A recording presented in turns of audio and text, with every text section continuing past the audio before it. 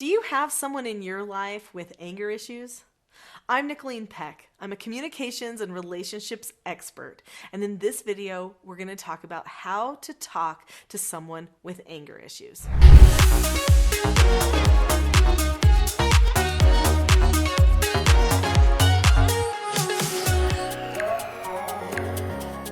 For years, I did treatment foster care for troubled teens, ages 12 to 18, and almost every one of them had anger issues. In fact, it was my job to help them overcome their anger issues. And since then, people have asked me to go all over the world. They even made a BBC show of me, all to help people learn how to control their anger issues. What I teach people is I teach people how to govern themselves.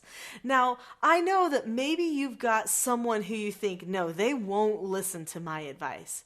Well, there still are some things that you can do when you're trying to communicate with someone with anger issues, even if they don't seem like they care or want to listen. Some of the things I'm about to say could actually surprise you. Sometimes the people who have anger control issues have some needs that nobody is recognizing. And I want to help you know what some of those are today. So in some of my points, I'll be addressing those. First, it's important for us to recognize that we cannot control other people. We can influence other people with our calmness and with our ability to describe what's going on and with our ability to love despite the fact that they're going out of control. But we cannot control them. That's vital. When I took in treatment children into my home who had anger control issues, I focused on bonding to them, trusting that they could make a change, that they wanted to become calm and find a better way to communicate. I trusted in their teaching that they were getting from me, so I taught them lots of skills that they needed, and that was what led to them having a change of heart. Because really, when I talk about self-government, I'm talking about a person having a change of heart. So number one, you can't control them. So focus instead on just having a good influence, but let's give you some things you can do to make that influence more powerful. Describe what's happening. Even if a person is not your child, even if they're a coworker or somebody that you're at a social event with and they're behaving in a way that's getting angry or going out of control, just describe what you see. Don't react, no matter what. If you start reacting, then they will start power struggling. So the last thing you want to do when a person has anger issues or they're going out of control is any kind of emotional reaction, because that will trigger them to just continue to be angry. So describe what you see. It might sound something like this. Right now, your voice tone is getting kind of loud. Right now, it seems like that you want people to understand what you have to say, but your voice tone is pushing people away. So just give them that you know they want to do something good, and then you help them do what they need to do to get understood, because that's what they want. They want to be understood. And if they feel understood, a lot of their anger goes away.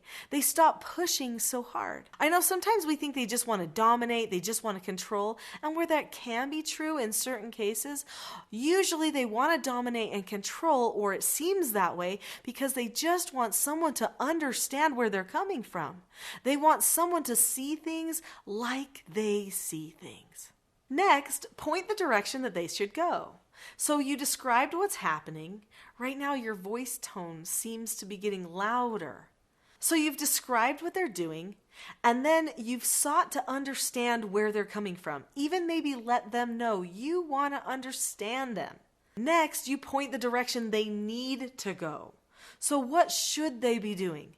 You could just say, how about we just take a minute and get calm, and then we can talk about this so that we can really help you get what it is you need. Or something like that. Point the direction they need to go. Don't be afraid, even if it's another adult, to give them a kind of an instruction in the direction that they need to be headed, because they oftentimes will follow it, especially if they feel like you're sincere, even if they're still out of control a little bit. Then repeat. So describe, seek to understand, point the direction they should go, again and again, always keeping in mind it's up to them to have a change of heart. So describe, Point the direction, do it with a spirit of understanding, repeat that again and again and again. And that person will soon see it's up to them to analyze also what's going on and to make a change in their behavior, a change in their thought process so that they can better be understood by you. The thing a person needs when they're going out of control is to be understood, to know that you care about what they have to say. So get to that place quickly, and then they will start to calm down quickly too. I am known around the world for teaching people how to conquer anger and a lot of other negative behaviors that can get in the way of normal, successful functioning. In fact, I have a whole course dedicated to it. It's called the Teaching Self-Government Parenting Course, and it's on my website, teachingselfgovernment.com. So if you would like more stuff, more details about how to help people with anger, I've got a lot more on that topic. We've just brushed the surface today.